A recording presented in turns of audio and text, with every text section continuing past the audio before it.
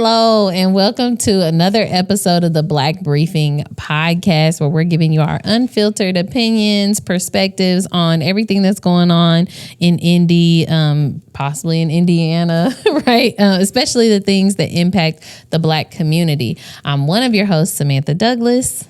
I'm Wild Style Pichelle. And I'm Greg Merriweather. These men are fire. If you're not familiar with them, please connect with them because they're amazing. I learned so much all the time. I was thinking about that in our pre-production meeting yesterday. I was like, oh my God, they were giving me a full history on all kind of crazy stuff, y'all. And that you can back up with receipts. So Absolutely. Please plug in and get connected with them individually on top of this podcast. So today, we got a lot of things to cover. Obviously, a lot of things have happened in this last month. We do this once a month, y'all. And unless we want to put this behind a paywall, it's going to be once a month for a while because it costs money to make this kind of content and to especially do it well and do it at a certain level. So we love y'all's enthusiasm and support. And at the same time, work with us because we're all also busy and have, our own things going on. And so we're doing our best. Yeah. We're doing our best. Like I said, this episode, we have a whole bunch to get through. It's a bit entertaining. We have a lot of follow-ups, and I think I'll probably start there with the follow-ups.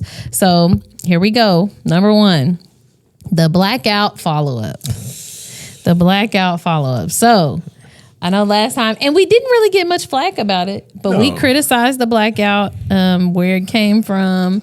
What can it actually do? Yes, it was constructive. We were talking, about more tangible results if it's possible in a one-day thing. And what you think, Greg? What was the results? What was the results from this blackout? I'm seeing a lot about Target and how Target's numbers are decreasing. Mm-hmm. Just based on the things that I've read, Target was planning on having a rough year anyway. Yes, they were. Not only that, there was a lot going on with how Target was going back on a lot of stuff with LGBTQ. Yep. A lot of stuff was being removed from the shelves there. I've got a history with Target I used to be an operations manager for them in distribution. And I remember in one of their return centers how everything LGBTQ was just snatched. And they were just like storing it and putting it in certain places. Like don't send this out, so on and so forth. So a lot of stuff took place. So I knew that they were facing a lot of flack for a lot of things that were going on behind the scenes, and this would be a year of rebuilding. Yeah. So they're rebuilding the brand of Target. So therefore, the losses that they are taking, they've already assumed that they were going to take, but they're still ahead of schedule as it relates to their money. Hilarious. The other thing is the other thing that I don't like about it is I'm not a person that says let's end this plantation and cheer for the next one. That's a fact. So when I'm looking and everybody's talking about Costco, I'm like, well, have you looked into Costco to see if Black people are being promoted, hired? What's the pay rate for Black people? Are they in senior leadership and above? Because if they're not, then all you did was transfer the energy and support another plantation that does not support Black people. Okay, so this is my question, especially about Costco going in there and stuff. They hire a lot of Black folk, and not just at, so you can go to our one that's even out north here, not just at like entry level positions. Like you have like their management, their leadership is Black, and you got white folk getting carts and stuff. So like in which it doesn't matter. I'm just saying, historically you would see it the other way around. Sure. You know what I mean? So I don't know. I guess I'm not trying to shoot them bail, but because I don't. Capitalism personally is not gonna say this. Like I'm it's sorry. not. Yeah, no. Like, but to your point about Target, though, I also wanted to point out because y'all, this is a publicly traded company. You can go look at their financial reporting. Sure. They already experienced they started declining in 2023. Yep. Yeah. So that was their first decline. I'm anticipating. I don't think they've put out the financials yet for 2024. Right. They might, it either just did or it's It'll about to. come out, but it'll go down to, like Greg said, that was things that were already going to happen. There was a small decrease in online traffic that I saw. Amazon saw an increase in online traffic. They did.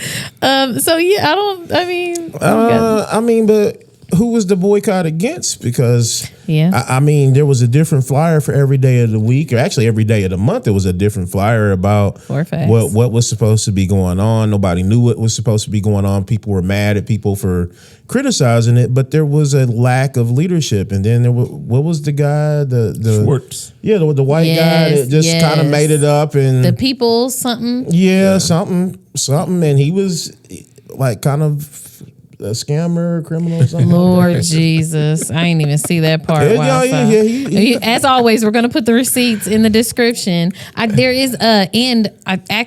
So we started talking about this in our text group and realized that I decided to dig through. I found 35 different flyers. So you had more than a 35. Flyer for every day of the week or a day of the month. Yeah. Yes.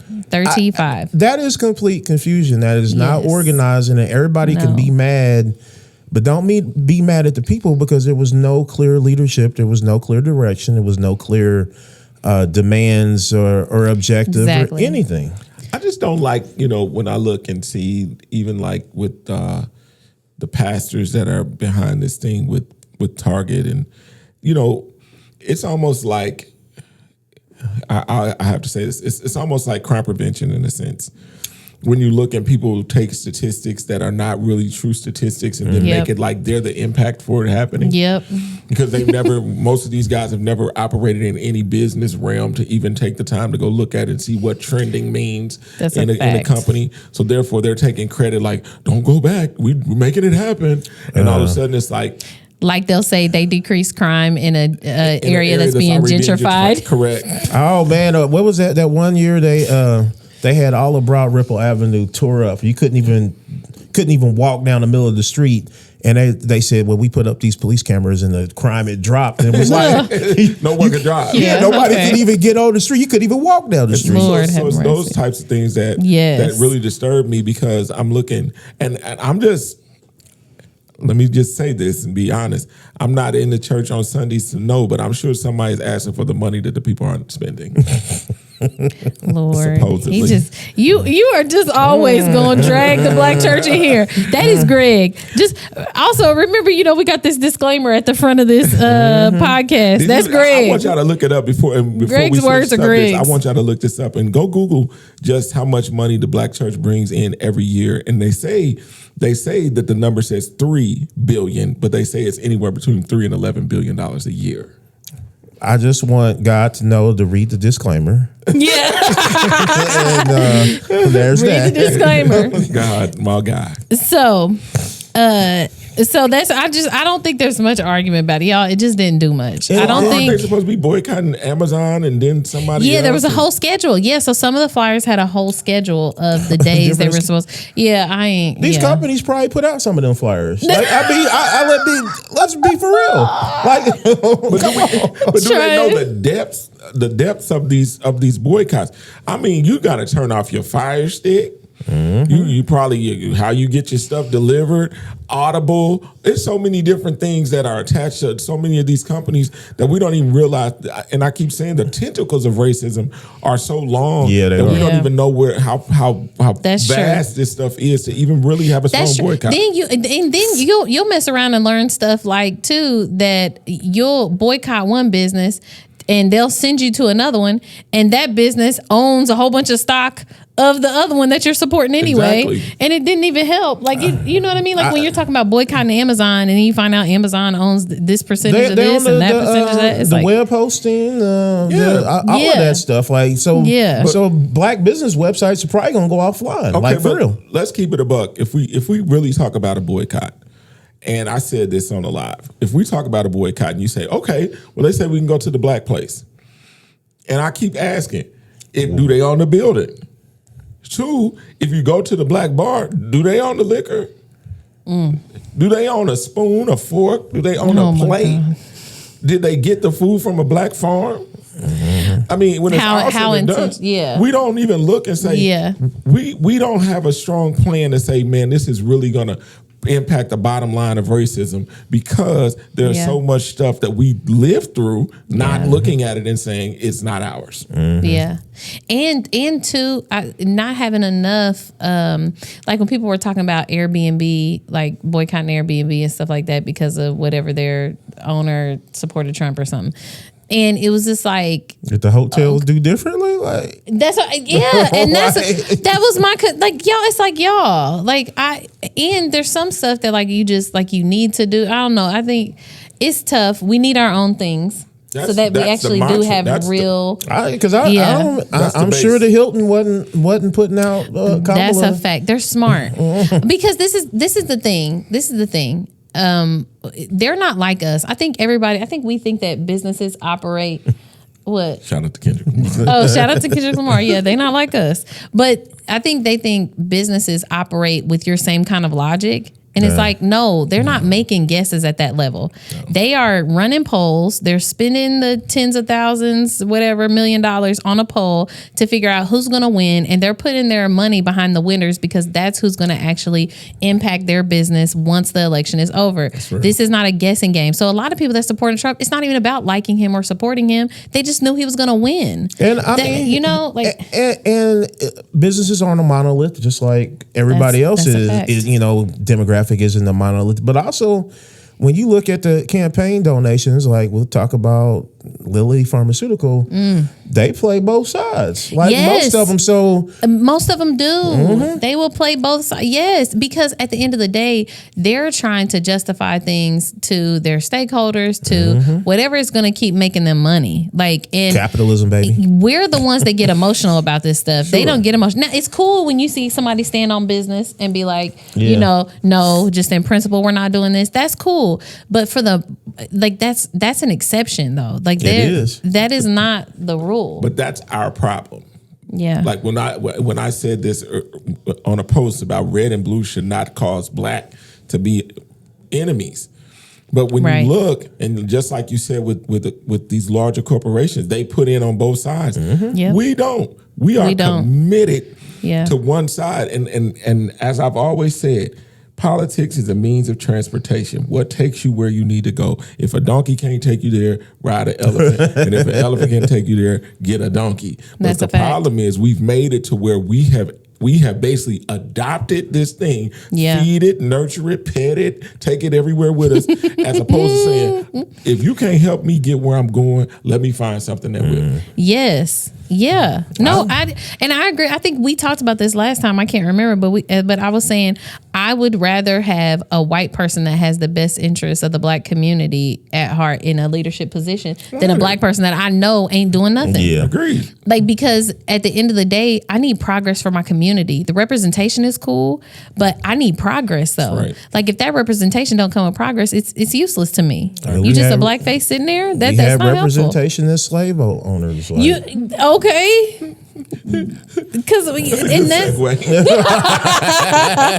this is it's not a good segue. Don't do that. But I'm with y'all. The blackout, it just y'all one day, no demands, all this stuff. This is just not how you effectively organize progress or change. And I do want to tell people this too. You don't just get what you deserve. You get what you fight for. Yeah.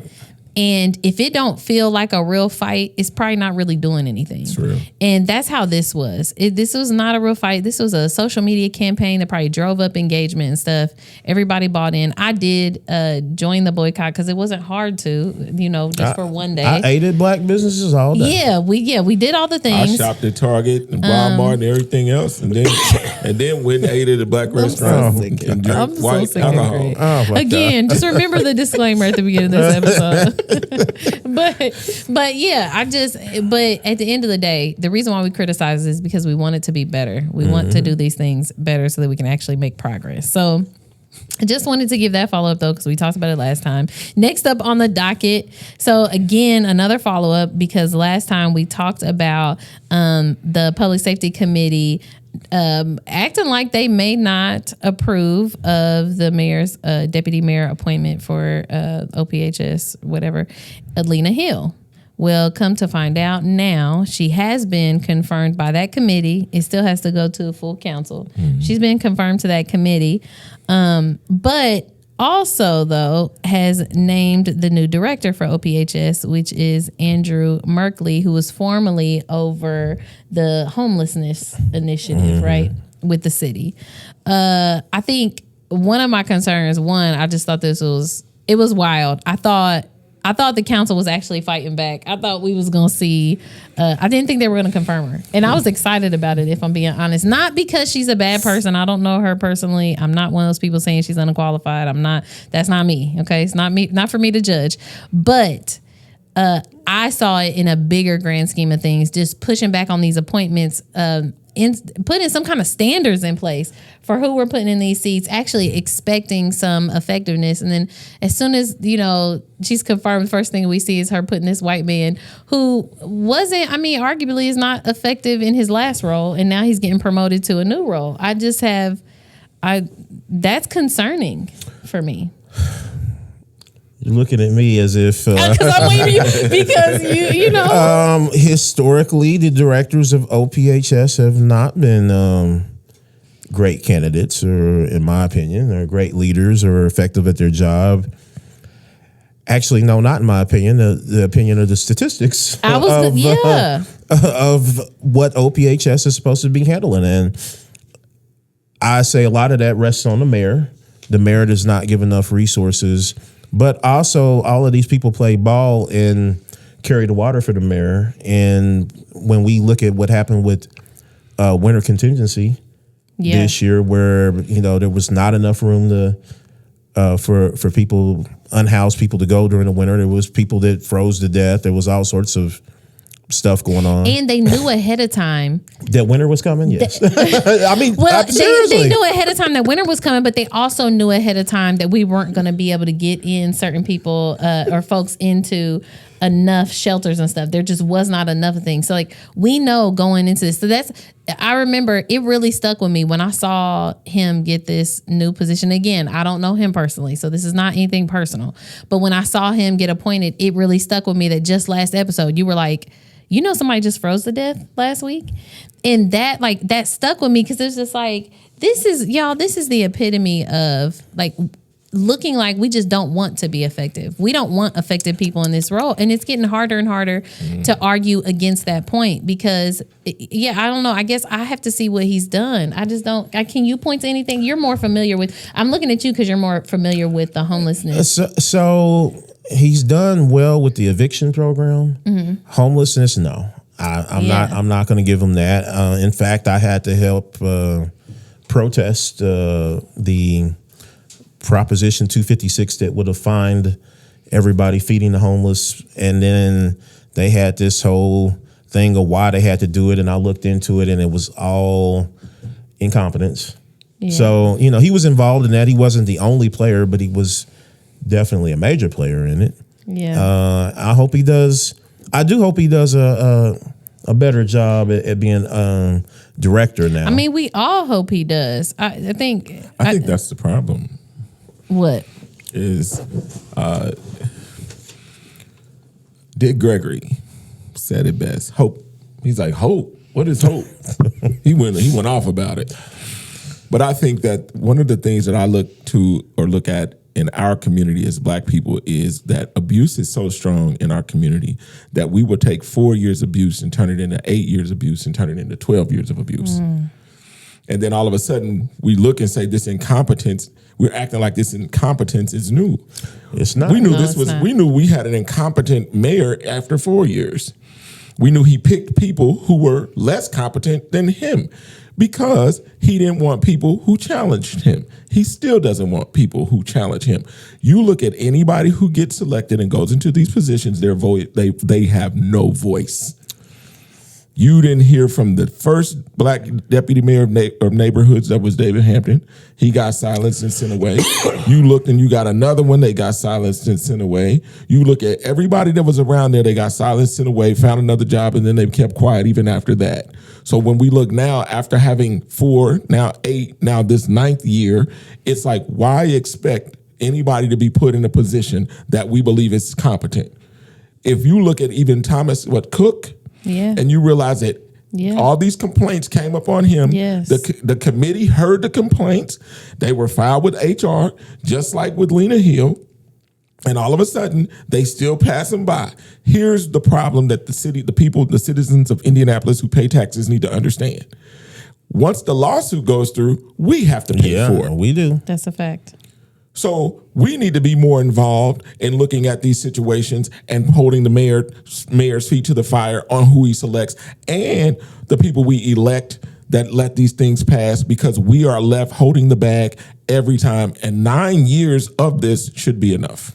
And that was my point about the city council. They were actually pushing back. I think that's why I was disappointed with the confirmation. It wouldn't have mattered if it was anybody else in the seat. It's not because, it could have been anybody. This is not personal to her. But I was excited to actually see the council push back on somebody that he was attempting to appoint that we see beforehand already has some challenges. Whether I can't speak to if they're true or not, but clearly there's challenges there. And there are other incredible leaders in the city that you could elevate and appoint to this position. And so that's what I love to see. I loved to see the pushback. And I was disappointed that now it's come down to we're losing that again. And we don't need to lose that. We need to keep the feet to the fire. We said this the last show. Once people push back, especially community leaders, what do?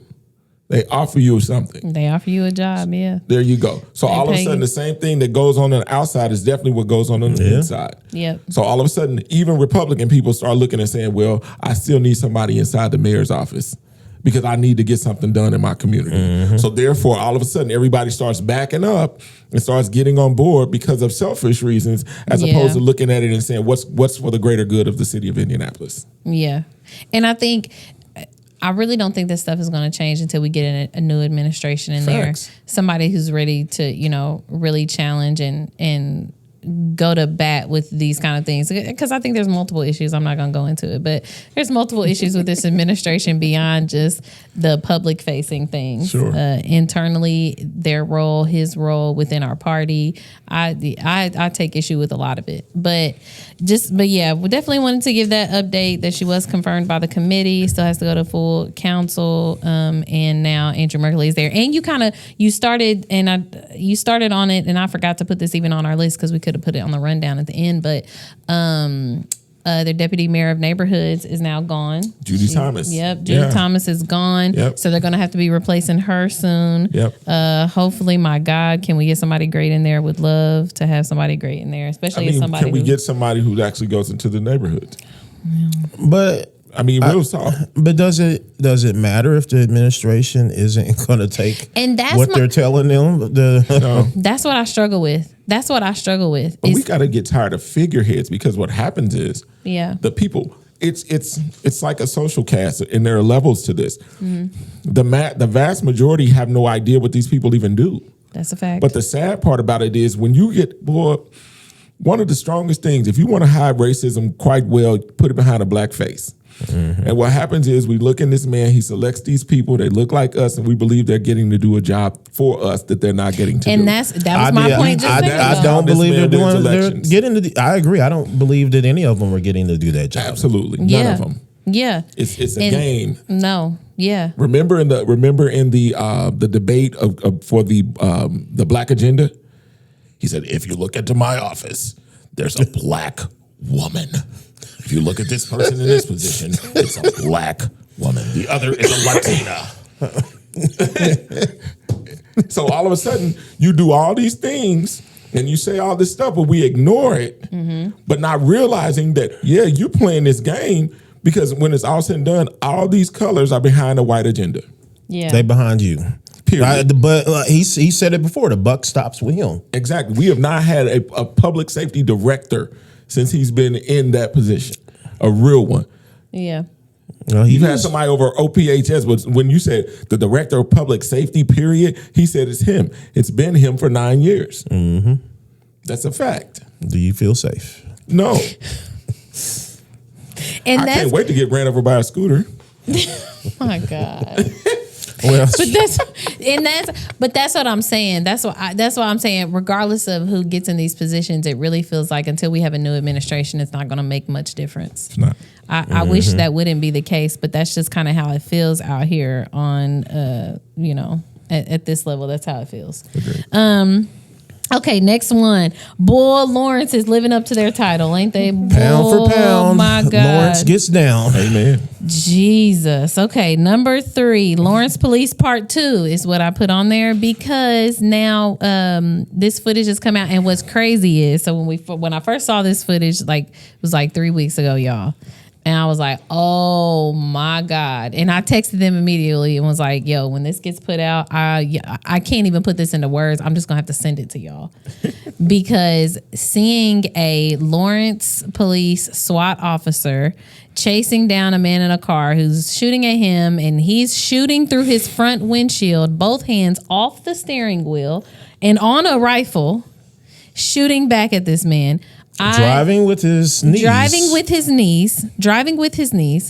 And the video is available. I'll make sure I put it in the description. You guys can watch it. Wildstyle asked, I may put it as a picture in here so you guys can see it. You need to see the picture of it. Yeah, because you wouldn't believe what we're saying. You wouldn't, but it was like a scene out of a video game. It was insane. And to find out too that it's allowed. I don't believe. I think I believe that you're being lied to.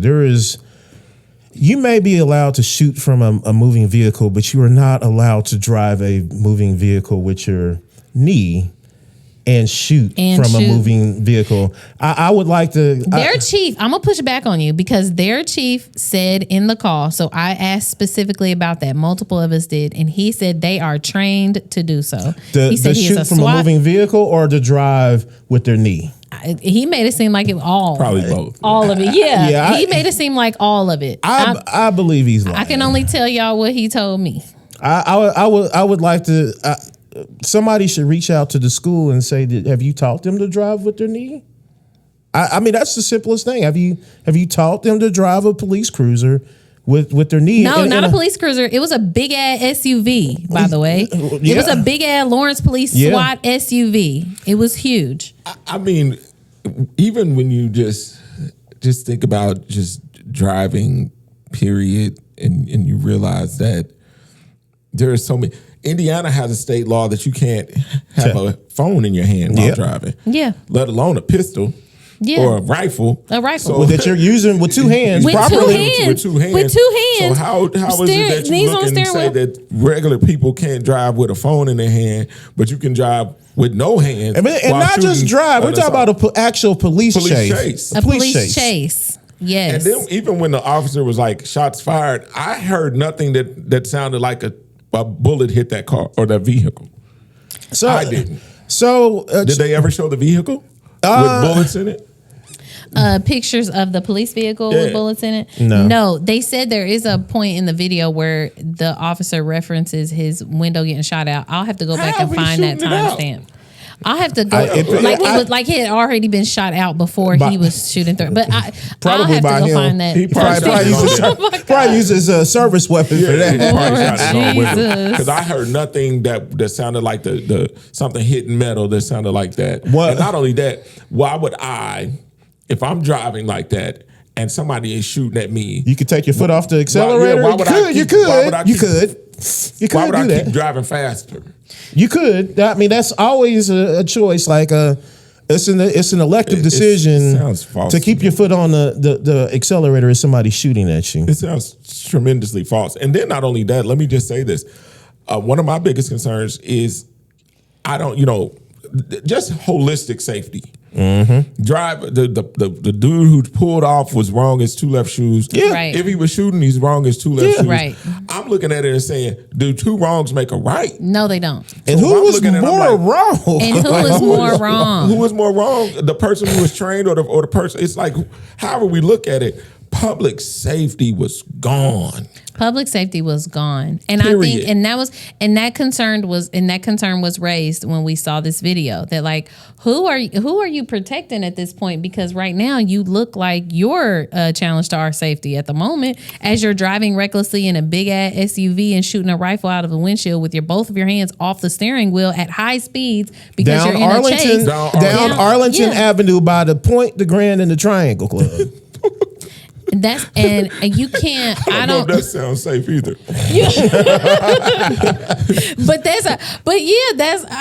And broad day, it was like the evening. It was winter, so it was probably like about 5, 4 or 5. Because the sun was really out. The sun was really out. Yeah, the sun was really out. So this is broad daylight. Yeah, and it started on Pendleton Pike, ended over on 30th Street. So you would, it was. Yeah. So you would think that from a public safety perspective, you'd say there are plenty of ways to deal with that driver. One, backing off from that car would have immediately stopped the man. If he was shooting, would have stopped him from shooting. 2, you wouldn't have had to exchange gunfire on Arlington while you shooting forward and he's shooting backwards. Who knows who's in the middle? Yeah. So when I look at it, I'm like, at some point, the trained individual should basically have the responsibility of public safety on his mind. How about the one being paid to ensure the public safety? Agreed. Like, not just trained, but being paid to ensure our safety. The bad part about this, and that we all need to realize, is protect and serve even falls in line with the criminal. Mm-hmm. You do not lose your rights as a citizen just because you commit a crime. Yeah, exactly. No, yeah, at the same time, that's a challenge I raise all the time. I could have just killed 10 people, but in this moment, if I'm not a threat to you, you do not have the power to use deadly force. Correct. Because then what? Nobody can surrender. You can't turn yourself in. And he definitely couldn't surrender. Like I don't know if.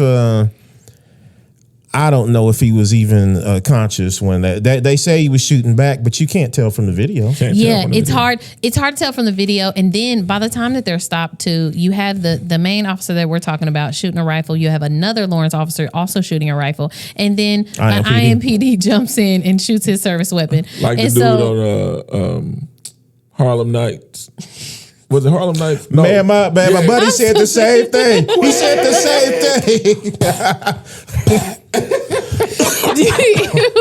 So it was, by the end of it was a mess. You couldn't tell anything. For clarification too, this is Lawrence Police. We did confirm with IMPD this is not something that they teach or condone or encourage their officers to do, which is why you don't see IMPD doing it. So even though there is now a statewide rule about use of force and things like that, what's allowed and what's not, individual departments still do have the power to tell their officers, this is not something we suggest, this is not something we teach, and this is not something we encourage. Also, I would like to bring out some key points here is that when the guy drove off the parking lot after letting the woman out, from the initial stop, and it was just a stop. The guy wasn't thought to have committed a crime, like a serious crime or anything. It was a traffic stop.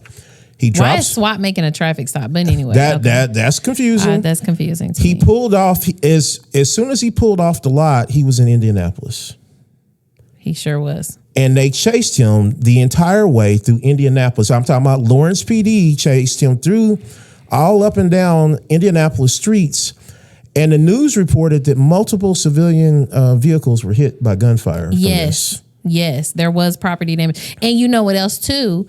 The only reason why we have this whole video and footage and all of this is because it happened in Indianapolis and because IMPD it released the footage. So IMPD is releasing Lawrence Police. Because it's in the city. Because it's in the city. But I'm making that point though, because Lawrence PD, the reason why we're getting a lot of this stuff is because of that, or like with the Walmart thing, it was like civilian footage. Or we wouldn't even have this footage because there's nothing in place that requires them to be transparent with the public. And that, is step one. Like before we can even change anything, we have to know what it is that needs to be changed. We have to know that these things are happening. And it just so happens that this happened in the city. I don't want to say thank God, but thank God we could get this footage and we can actually see these things. Know that this, because I'm sure none of us knew that they were being taught to shoot out of their moving vehicles. I was on the call about this shooting, the critical incident call. Oh, yeah. And I kept wondering why all the police looked, you could tell when they look guilty. Mm-hmm. They look guilty, but they were explaining the situation with him. Yeah, he clearly shot back, like, that we can prove that. And I'm like, okay, well, it sounds justified, but I had in the grand scope of all the things, I never thought that there would be a time where, there's an officer in a high-speed chase down Arlington Avenue driving with his knees and holding an assault rifle out his front windshield and shooting recklessly in Indianapolis. It's like a movie scene. It's I can't even. Like I was so angry looking at this footage. I didn't even know what to do with myself. I think one of the things that angers me the most is that out of the two incidents, listen, and this is just keeping it a buck again, we have to be careful what we ask for. And two, we have to hold black people accountable when they get in the seat. Deb Whitfield is too quiet. That's a fact. She can hire and fire that police chief. She's way too quiet. She's the mayor of Lawrence. She's the first black mayor to be in this city, and she is as quiet as a church mouse as it relates to these incidents. And nobody is coming at her and telling her, "Open your mouth about stuff like this." Well, she's getting, but this is the thing. People are coming at her at all angles. Like she's too quiet. They're coming at her at all angles. I mean, I can't remember if I actually tagged the articles last time. If not, I'll make sure I put it in the description this time. But Lawrence has had several issues of their own. Yeah, we did bring it up. Yeah. So like the city is, they are getting it from all sides. Well, she has to be getting it for this. I can't imagine she's not. She's going to get it from Indianapolis because this is and not that it was okay to do in Lawrence, but you came and did it in another city. In our city. Like sometimes I'm out there on the Purple Line platform or on them bus stops out there. It could have been people out there waiting and got shot. Or when you're driving with your knees and you're driving an SUV, it's very easy to go roll that thing over. He almost hit, y'all know when he was leaving the parking lot, you saw when he was whipping around those storage facilities, he almost hit one of those storage buildings. Like even before leaving out, like he had to swerve around it because it was just like, these are conversations that have to be had. These are things that have to be changed. Like, I don't know what they've done or how they've trained or whatever until now.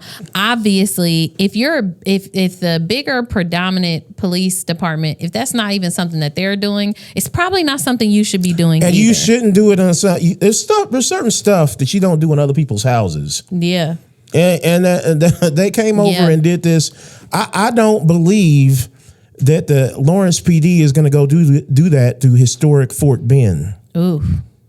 But you'll do it on 38th Street. You'll do it on Arlington Avenue. You'll do it on 30th Street. Yep. And that's a whole. And one last point for me is when they did the pullover, I'm appalled by the verbiage. That's a fact. Yes, yep. Immediately. Immediately. Turn the car off. Is that what you're saying? You're talking to the lady. Yeah. I'm like, well, hold on. How do you? She's just trying to get out. How do you talk to somebody like that and it's okay? And it's like it's those things. It's de-escalation. Yeah. Yep. And all of a sudden when some officer thinks that they can talk to someone as if they're their child or if they're someone that is less than a person, it's like those things need to be recorded. And I tell people this, don't give me the complaint. File a formal complaint. We need to start looking and saying what has been filed on any officer. Yes. Because we need to go back and get historical data to actually prove a point. And then, if it comes down to lawsuits, then I'm all for it, but we need historical data. So don't be afraid to file a police report because you should. You should file a complaint. Period. Yes. Yeah. Every single time. Every time. Because this is the thing too. People don't know unless it's in writing too. Right. Like they don't know unless it's in writing. Put that in there because you don't know. Yours may not be a big deal, but you fast forward a few months and they might be shooting out of their moving vehicle with their hands off the steering wheel, and it may matter. It may matter. So make sure you're doing that. Again, like super. I can't even say I'm disappointed. Honestly, I've heard horrible stories out of Lawrence about their police department for a long time. So I don't know. I'm hoping we just to be transparent, we've asked as the Far East Side Community Council and as the Far East Side CRDC with the IMPD, we've asked for a meeting with their chief to see if that, we can get some transparency, some clarity, I hope after seeing this, feeling this, seeing the community's reaction to it, there's some changes that needs to happen in your training, in what's being allowed. I hope that conversation happens and goes well. And if it does, I'll definitely come back and let y'all know about it. But yeah, it's just another super disappointing video. I'll make sure I put I'll tag it below in the description. Okay. Next up, 38th Street development. I wanted to bring this up. It's a housing thing. It's apartments. They're trying to put 38th and Keystone.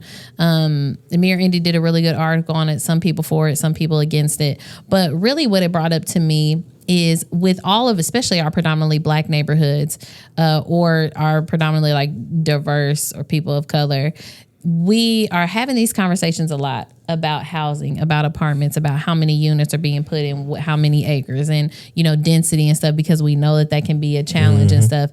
And a lot of times what we're seeing is a lot of our Black homeowners, especially our older ones, right?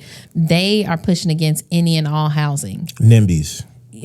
That's what it's called. Not in my backyard. Yes. And one of the frustrating things for me, for Wildstyle, for Greg, any of us that are organizing at a grassroots level, you understand that we need housing desperately. We need it. It is killing us as Black people. The housing crisis is one of the things that keeps us in poverty, keeps us struggling for educational achievement, trying to keep a job, trying to do all of this. And when you don't have housing, stable housing, a place to lay your head that's safe, that's not going to make you sick, it is killing us, literally. 100%. Yeah. And that was why I wanted to bring this up. I wanted us just to have a little conversation about, like, I think there's ways that we can do it intentionally and considering the community around. Like my community right now is putting $300,000 houses on German Church. That's not helpful for our density issues. You know what I mean? No, it is not. It's just bringing more people to stress our infrastructure and resources and stuff. But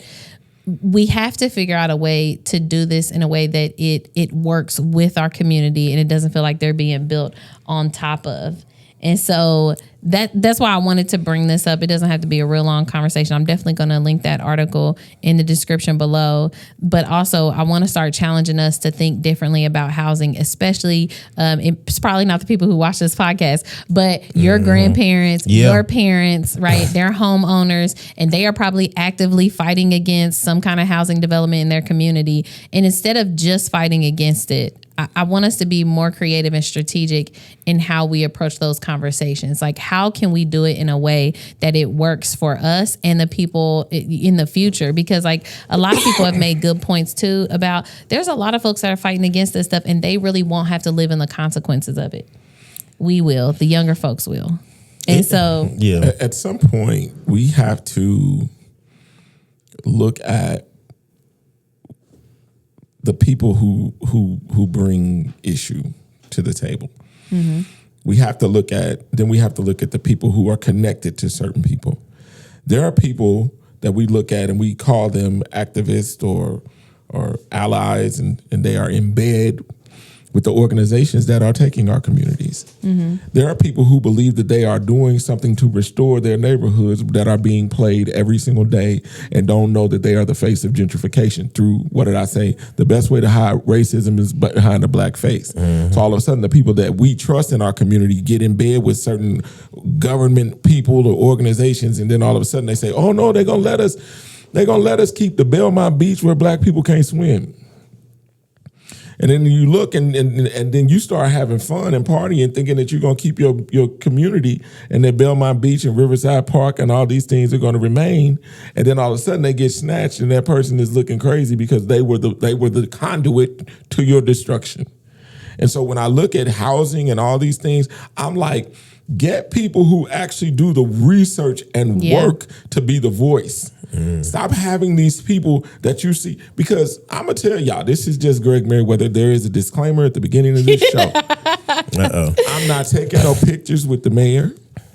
Why? Because I don't believe he stands for what my community stands for. I'm not taking no picture with the governor because I don't believe he stands for what, I don't care what the occasion is. I don't care what the party says. I don't care any of that, because when I look at the results, I have no business being in a picture with you, because I know at the end of the day, that picture is going to be used for the benefit of them. We need to take that position. And when we start taking those positions and saying, no, you're not going to have me as a prop because I know you're going to use me when it's time to use me. And my people are going to believe that person, that Greg Merriweather that stands for his people, if he's standing with him, then I know he's standing with, then that man is for our people. Yeah. And we got to stop being those people, because it impacts all this stuff that we talk about every single day simply because we get used as a photo op. That's true. I've been used. I've been in several pictures with the mayor. Now I'll say this: it wasn't, let me take this picture with the mayor. It was like one, like our neighborhood got a proclamation one time.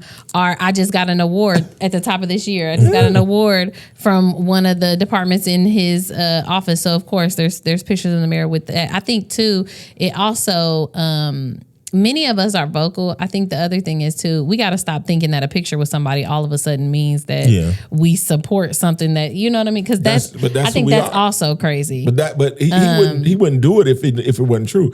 The optics are real. That's true. Like I've seen, like we saw a situation with another candidate that was a Republican, and someone ended up in his commercial that didn't want to be in it. And he didn't ask if that person could be in that commercial. Yeah, there was a whole fuss about that. Yeah, and so when we look at those things are. I wish we would believe that people are that diabolical.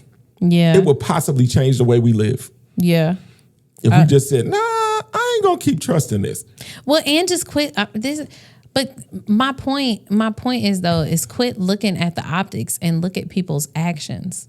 Like that's the other thing too. Stop worrying about like the pictures and the press conference and look at their actions. It's hard because we don't know policy very well, but we don't have time to know the policy. What's bigger than policy is this: we don't know media. Yeah, we don't realize that. 9 times out of 10, you're not putting Malcolm X in the paper because of his social impact to black people. You go get the person that you're in bed with. So when we look and you see only certain people get to talk about crime, only certain people get to talk about blight, only certain people get to talk about certain things. Because when it's all said and done, are those people actually, are they about the people, or are they about their own opportunity? Yeah. And when it's all said and done, media controls that. And until we get to the point of saying they're not going to give that N-word an award, they're not going to have him on a panel, they're not going to have this person in that room. And then when we start looking, go look, and I'm going to say this to the camera, go look at the exiled people. Those are your voices. Period. I stand on it. Because what I know is this: your enemy will never, if I know for a fact, none of them, I can say everything correct. And when it's all said and done, because I say it, I'm an enemy. The job is to make me the enemy of my own people. But when I go get people who will be party over people, that's a problem. Yeah. I don't care what the party looks like. That if we take this on real talk, these parties have caused us to not even get along with each other. Yeah. And then who is it beholding That's to? why I refuse. I refuse. Yeah, that's why I refuse. Most of your people are the truth. You'll see me with folks, and nobody's going to convince me to turn my back on my people because of a party affiliation. That's insane to me. But having historical data showing us the people who don't get that are the people. It's like the Marcus Garveys, the Malcolm X's. The Larry Bonds. The Black Panthers. Oh, so he's a little different. Oh, wait, he's an exile. Hold on now. That's why I said. But we're talking exile. When I say exile, I'm talking about people who talk the plan, who stick to the people. Those people are not the people. Yeah. Fred Hampton's grave still gets shot up to this day. Yeah, it still does. So when we think about that stuff, it's like, we get on board, and I'm gonna say this, and we're a little off topic, but we become our own lynch mob. We have become the people that says, if I wish somebody would draw the picture of the last lynching in Marion, Indiana, and put all black people and put black people hanging, because that's us today. We don't. So it's 12 years a slave, where they took the dude and put him in the slave community, hung him by the neck, and left him in the mud. Nobody came and saved him. They got on board with it, and that's what we do in this town. The person that they hate, we hate. Do you think? But this is my question though. Do you think? Because this is where I'll come in and be like, okay. Not for the people who are. You know what? I'm not even gonna say this. Even the people that are in leadership. Like, do you think we know how? I don't think we. Let me say this. I think we know how. I think one of the biggest things that happened in the black community is when King got killed, because you had a nonviolent leader who was not a big man, who wore a suit, who was brilliant, and they still put a bullet in him. And that's the standard. And that's the standard. Yeah. So when you look now, it says even the smallest man with the biggest heart that was very articulate, if he got out of line, death was the payment. Yeah. And so now you look and people say, I don't want that. Yeah. And then not only that, affiliation with that causes destruction. Yeah, it does. Well, so I was going to say, people don't even get on board with the pariahs, because they say, I don't want no parts of that. Depending on where you're at too, depending on where you're at and what you do, how you provide for your family, like they start threatening those kind of things too, and it'll quiet you up. And that's why I don't go. That's why you don't see me go real hard on people like that, because it's just like, because I understand at the end of the day, like we really need more than anything. And I was just talking to somebody else about this, is we need the leaders at the top that can't be touched by those kind of things to really support those voices that are at the bottom. Like that's what we need. I'm not saying it's going to happen, Greg. I'm not going to say it's going to happen. But I'm saying that's what would need to happen, because otherwise what you end up getting is you get leaders like us. Like, the only way that I can continue to tell the truth is that I refuse to take a check from any of these folks that would try to silence me from telling the truth, right? Correct. On the flip side, though, it keeps me freaking always having to find a contract, chase a check, do the things. You know what I mean? You can't even get like traditionally employed because people are so scared of you just telling the truth. Because let's be clear, I'm not out here like doing anything like too crazy, but I'm honest. And that's the tough. That's the flip side of it. So somehow too, we have to figure out how we can support those folks that are willing to go out on a limb and fight and do these things, so that they can be protected professionally and like their families, like actually be able to provide for them, do those things. Because you start to get into challenge that kind of stuff, and I don't know anybody that's not going to back off, because at the end of the day, listen, me and mine going to eat. Sure. They have to. And that's the game. And that's the game. And that's the game. And so I just wanted to put that in there, because I know there's some folks, because I've seen them, that want to do more. I think there's a lot of folks, we were just talking about the mayor's office, I think there's a lot of folks that go in there optimistically thinking that they're going to be able to jump in and make a change. And you jump in and you realize you are a drop in a bucket that doesn't even have the capacity to really get anything wet. Like, I went in there, they told me that. They told me when I went in, you did not come in here, you do not come in here to change anything. And that's verbatim. So I think one of the best things we can do, one, this podcast, right? Getting people educated, like helping like give the game on how this stuff works and goes, so that we can move more collectively and strategically. and be informed. Like you were talking about, like we don't have the time to read this stuff, to watch this stuff, to keep up on everything. I can't even keep up on everything, y'all. I promise. It seems like it, but I don't. They tell me stuff all the time that I completely miss, and because it's just so hard, and it's like that by design. It is. But I think the more of us that get engaged and involved, the more of us that are plugging in and helping, and because I looked at him with the homelessness, I looked at him for the housing, I look at him, I look at him for the charter school history. Right? I'm looking at him for that stuff. You talking about background information, relationships, how folks are connected, stuff like that. I'm going to look at Greg for that kind of stuff. That is, we need each other in that way. And like, if we don't, we have to quit being insecure about what we do or don't know, or what we do or don't know how to do, and just come to the table with whatever we have, wherever we're at.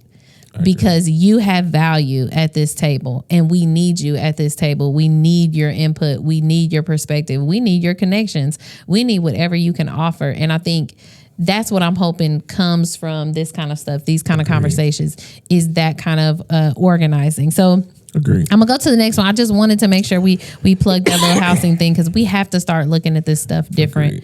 We need housing. Agreed. 5. Okay. And this is going to be a bit of a segue for us. I don't know if y'all saw it, but there's a video going around on social media. I'll make sure I link it. It is a video of Ed Dulaney tearing apart SB 518. And my God, today, I loved every piece of it.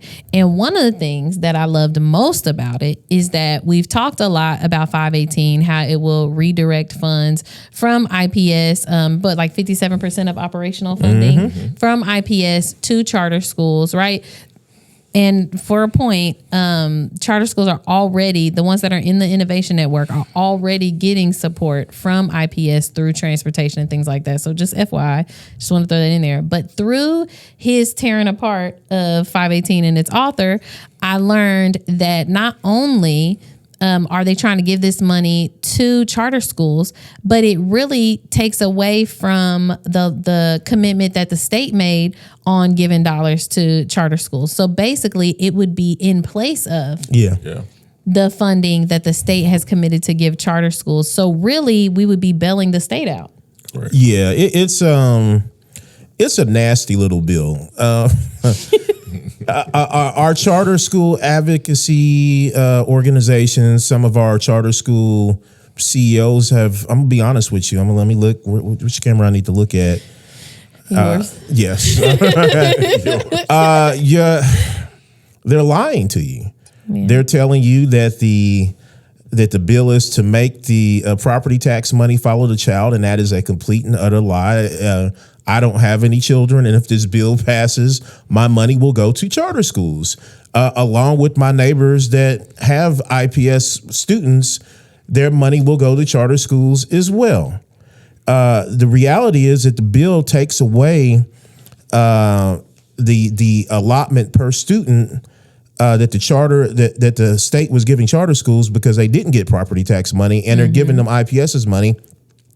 So there's no more money coming into the system with children. Right. We're just taking money away from some kids, and then taking the state's money away from those kids, and everybody's poorer from it. Yes, I love that. Alicia Johnson, I'm pretty sure on her interview on, make sure y'all check out Open Lines too with Cameron Ridle. He's done a really great series on this, where he had Shannon from the Mind Trust on there, and then he had Alicia Johnson on there with IPS. And through both of those, you get a whole lot of information about this stuff. It was really helpful. But one of the things that she was bringing up is just saying, like, listen, they have lots of charter schools in their innovation network. They're supportive of them getting more funding, just not it coming from a district that already is underfunded to begin. It made it out of the Senate. It was tight, though. I don't know if you guys remember us talking about that last time. It was tight making it out of the Senate, but it made it out. Went over to the House. I think it's still there. It is. Yeah, it's still at the House. Supposedly, it's getting combined with SB 1, is what I heard this morning, but I don't know the facts behind it. So that happens a lot. They'll combine, bills that they feel like are similar, or, have the same kind of topic, and they'll put them together. I'm not familiar with SB 1 at the moment. SB 1 is the bill that basically defunds all the schools across the state. Oh, Lord Jesus. The property tax reform bill. So cool. Yeah. so cool. But yeah, because it's having to do with property taxes, so I'm sure they're some percentage of are in that school district are not in that public school, then those public schools basically go away. But SB1 will defund everybody because it caps the property taxes in a way that it's not. This isn't just an IPS or Indianapolis thing. It's going to hurt the rural, the medium-sized cities, everybody. I mean, because now SB 518, the reason why we're harping on it being about IPS so much is because IPS has so many charters within their district. That's why a lot of you don't hear like your school district, especially if you're in like Warren or Lawrence or something like that. They just don't have as many charter schools in their district, so it's not going to affect them. I don't know if they have any. Yeah, so Warren had Andrew J. Brown, but it's about to close, right? I think. I can't keep up with. I think it's a different charter school opens and closes every other day. Yeah, Lord. 70%. So I'm pretty sure like it's about to close. High rate. Yeah, if it's not closed yet, it's about to close. That one was in Warren, and then I had questions about some other like Tindley Summit, but I guess it's just outside of Warren. Circle City Prep, things like that. Obviously, I'm more familiar with the far east side, but that's why you don't see your school. It's not that IPS is specifically in this legislation. It's that it's the biggest school district, so it has the most charter schools within it, and that's why it challenges it so much. It is the biggest, but it's because almost all the charter schools are in their district. Because the other districts combined are like about I think almost 2/3 of the students. And when the charter schools are in former IPS buildings, yes, a lot of them are. Yes, and that's what gets you a whole bunch of charter schools in that district. But yeah, I just wanted to highlight that. I wanted to highlight the way Ed Dulaney tore it up because I want to put that in the description. You guys gotta watch it. Because he pokes a lot of holes in it, and I was grateful for that. Also, I had planned on us talking about this longer, but I'm actually going to cut it shorter because we have other things that I want to spend a little more time on. But our next topic was the history of charters.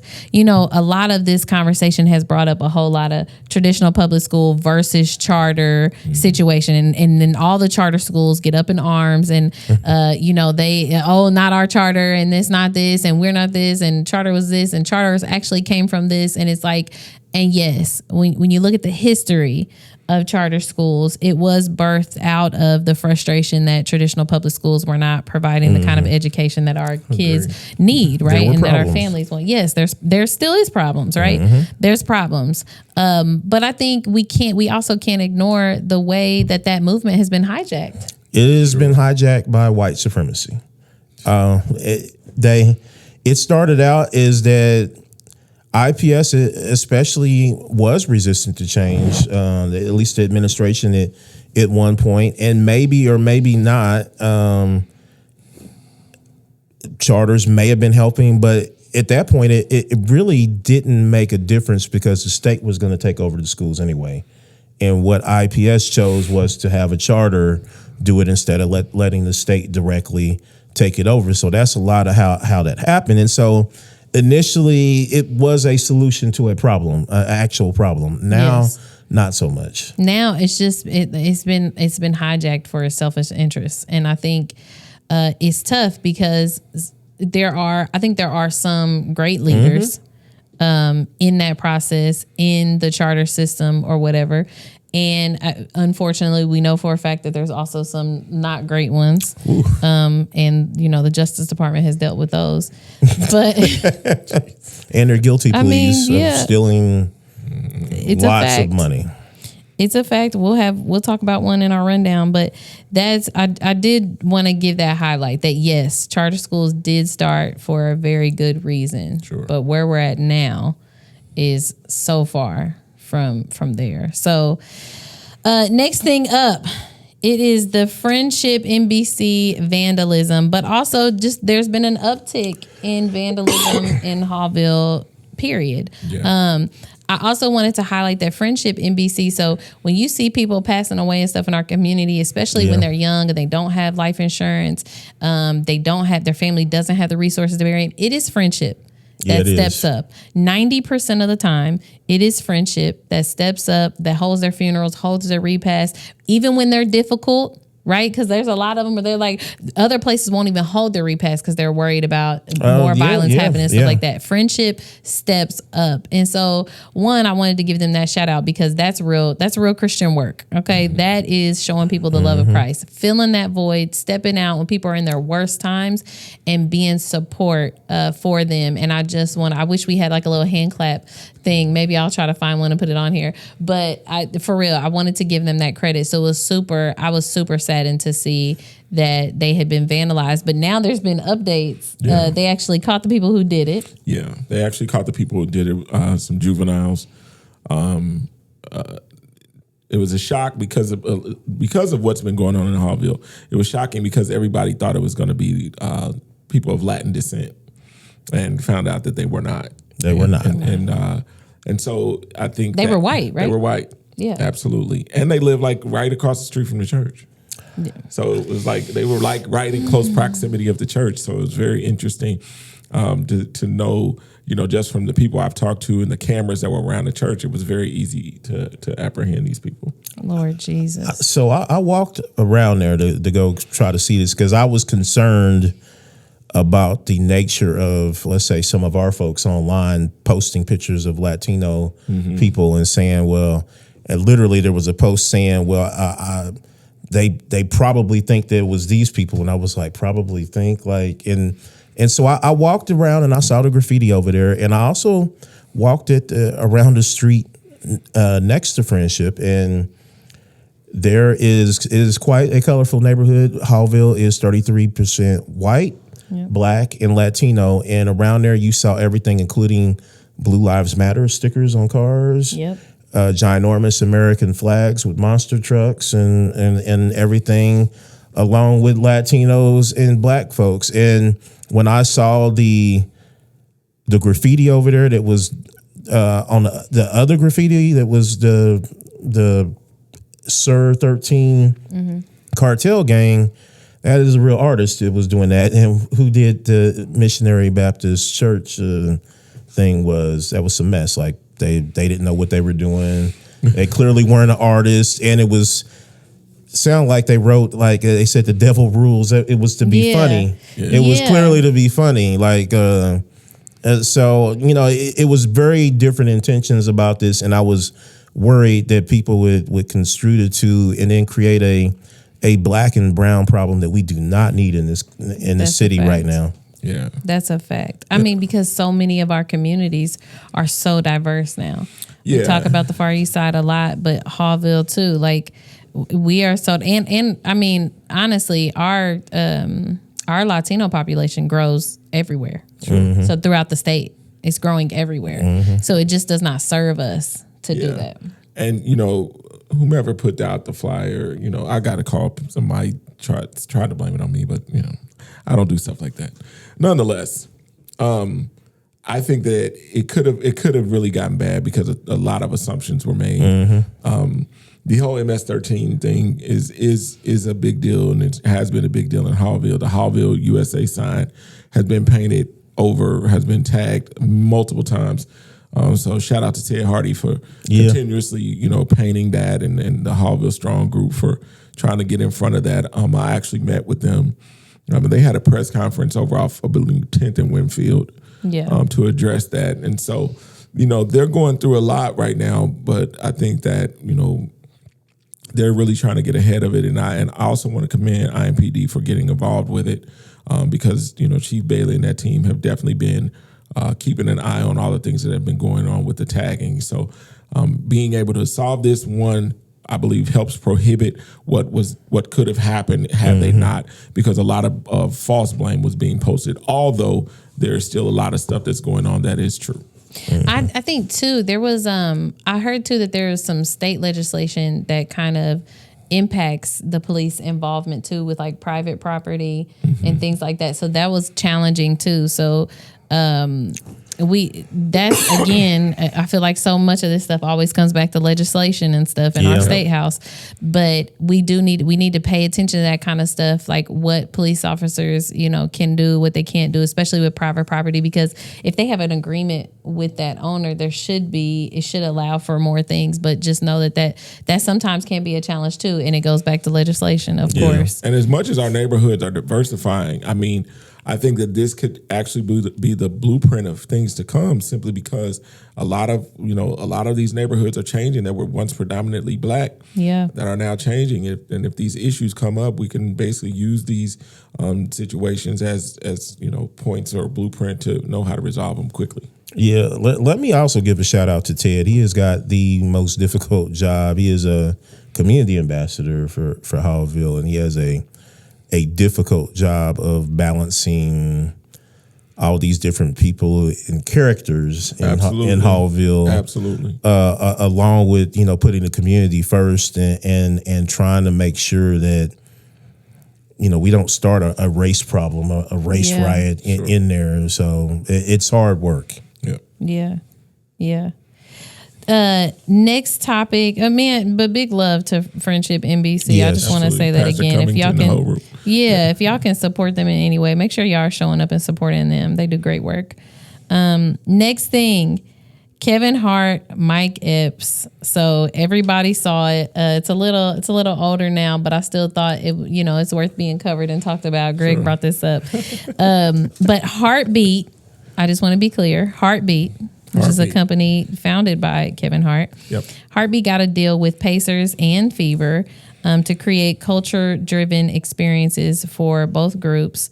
And then notably, obviously, from July 18th to the 19th, the WNBA Allstar weekend, where he has made big promises about what he's going to bring through. But it's interesting. But, I don't want to go there yet. There's nothing else going on that weekend. So first we'll talk about we created this whole narrative that even Mike Epps didn't agree with. Once he went on the Breakfast Club. Sure. I when it's all said and done, I think that Indianapolis needs to understand that we have not had a grand entertainment scene ever. Whoa. And to have someone, and let's keep it a buck. This is not them signing Kevin Hart. Right. Yeah. This is them signing Kevin Hart's company that does this type of thing. It would be the equivalent of Jay-Z's deal with the NFL. Yes. The entertainment aspect of the NFL, selecting and choosing what type of entertainment artists, all that comes with being at the Pacer game and the Fever game, and then now the All-Star weekend for the WNBA. So don't get it confused. So in retrospect, we have to look and say, a lot of people, I believe, we're looking at the individuals. Yeah. Yes. And just because, Indianapolis has mad love for Mike Epps and what he does as a professional comedian or as a comedian, that does not put Mike Epps in. It doesn't mean he's in position to basically run this type of this level of operation, being that this man has a production company that does it. So I don't want us to look and slight him and say that Mike Epps is being snubbed, because let me just say this. I heard a lot of promoters that came out and had a lot to say. I'll say this personally: you have failed. Because when it's all said and done, every year, all the time, we see the same people all the time. You go get the acts that don't have members. Members are missing, dead, gone. Stephanie Mills is auntie at this point. So at this point, it's like, what are you going to do? You're going to keep giving us, you're going to keep making Indianapolis act like we're in the 70s and celebrating it as in 2025. So when you get someone who has star power, star pool, affiliated with what no one in this town is affiliated with, including Mike Epps. Let's be 100. It's like, yes, he's famous. He's not A-list. It's just that's just fair. I'll say this too. They've built their careers in a different way. Facts. And I don't even think it's fair to compare it like that. Because building this, Hart Beat company, and the way that Kevin Hart has built his career, it looks like he's building for something else. Like this is it's never looked like, oh, he's just going to be a comedian that stayed as a comedian and he dabbles in acting and that's it. Kevin Hart is building something much bigger. It's the Jay-Z machine. That's his friend. So when you look, it's like, I'm not just a rapper. I'm a business person. And it's huge. And it's huge though. Like it's not on the same scale as Mike Epps. And we love Mike Epps. We love the stuff that he does for the community. He's been hood famous for forever.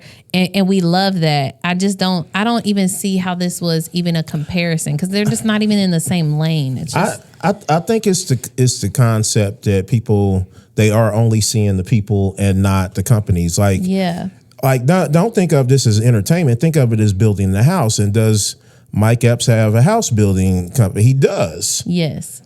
Would Kevin Hart have that? No. So you probably go hire Mike Epps. For that. But yes, Mike Epps doesn't have the a business that specializes in what Kevin Hart's Hart Beat does. Right. And so Mike just wasn't an option for the Pacers and the Fevers at the Star Power. Now, when we talk about our promoters that have failed us,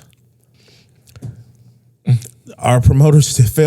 failed even in the Facebook posts that they made blaming, and I am all for, please blame Indianapolis City County Council for as much stuff as you can, but you cannot blame them because the Pacers chose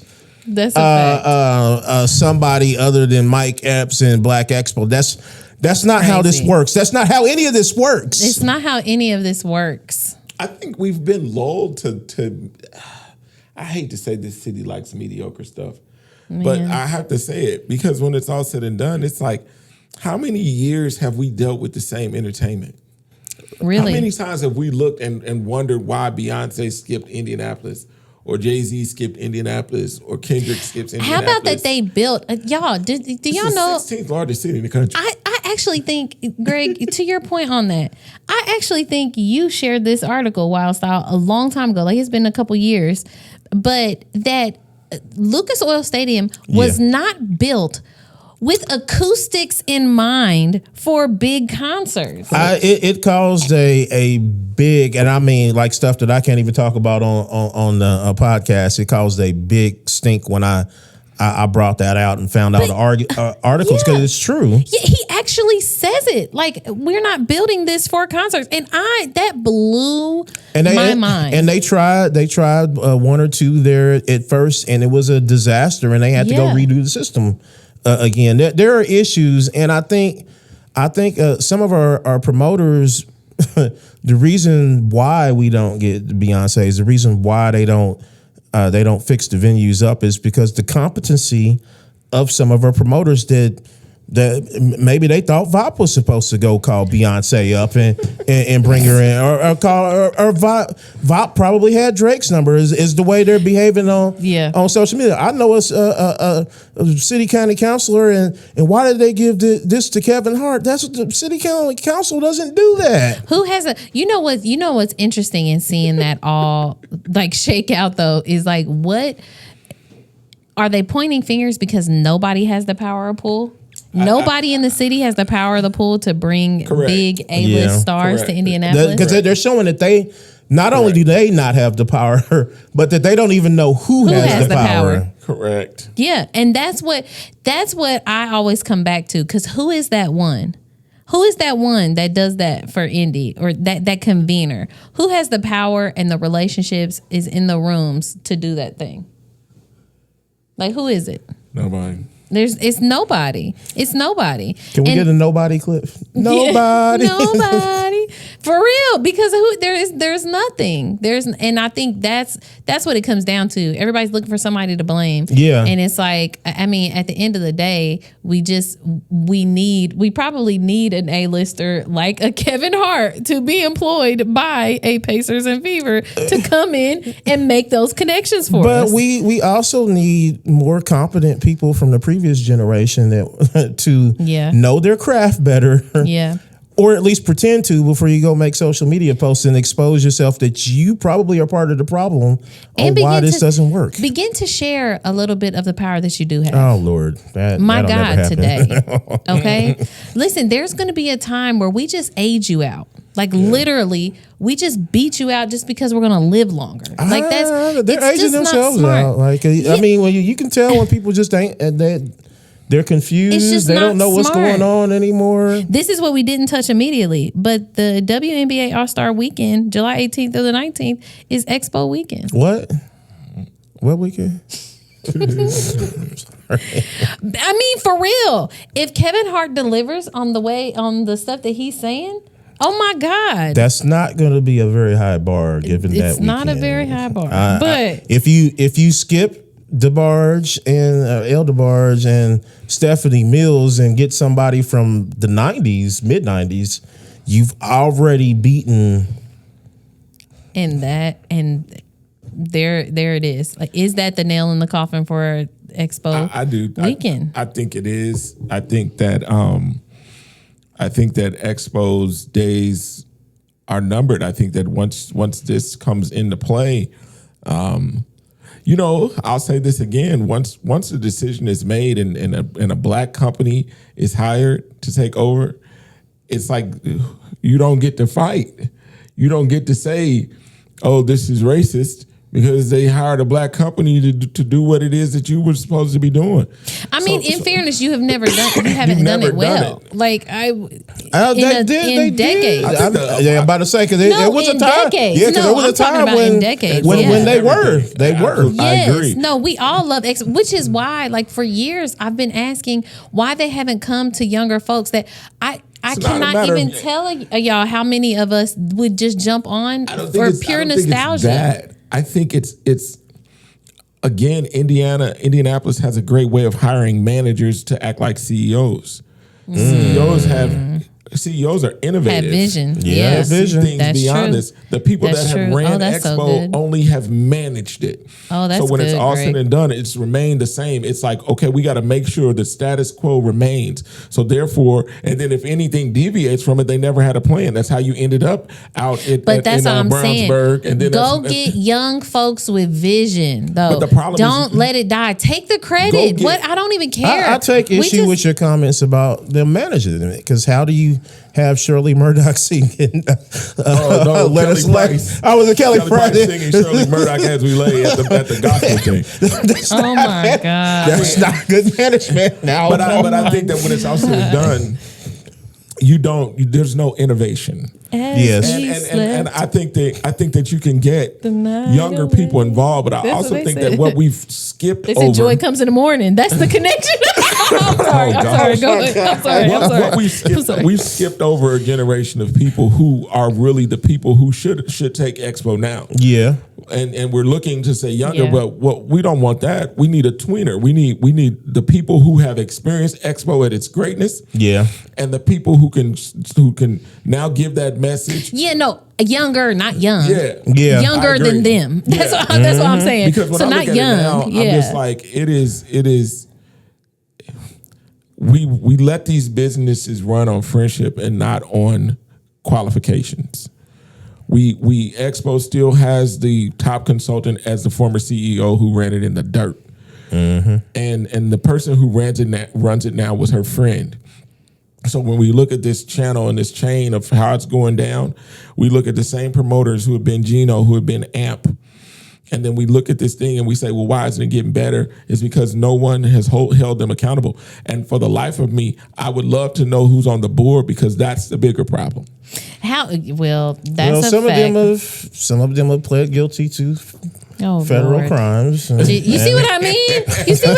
We had that conversation off air, but that's our problem. We'll get into stuff. Boy, we don't want people. But that's another thing. When it's, for lack of better example, it's like church.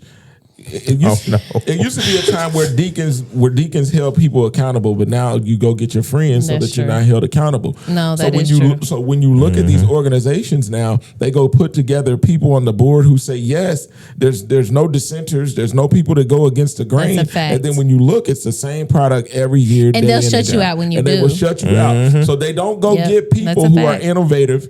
They don't go people who disagree. They don't go get people who say no. They go get people who close their mouth and say, let's keep it with the way it is. And it's not, and one of the things that I hate about that is that's never helped. That's never been effective. Not ever. It's never been successful. We have taken it's never worked. I had to take my glasses off. One of the worst things that we have to realize, and it goes beyond, it's like America and racism. Racism says, I am willing to fail with you before I put you ahead. I'm willing to fail.